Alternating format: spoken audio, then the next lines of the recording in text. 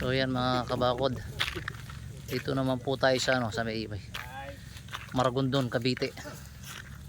Lipat tayo ng kagagaling lang natin sa Calatagan, Batangas. Ayan, dito po tayo.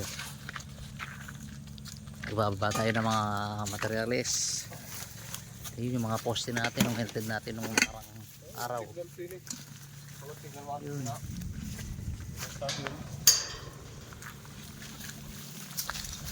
Iwan na lang kayo. Ha? Eh, di ba muna natin ha? Ano ito na babayan natin?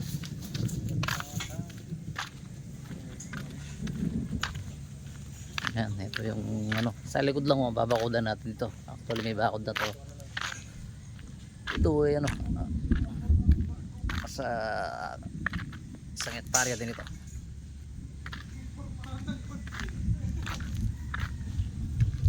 Mga kasama natin ang mga magigiting na mga mandirigma.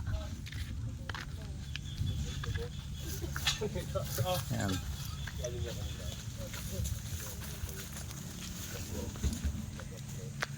Hindi pa tayo makapasok, wala pa isusi.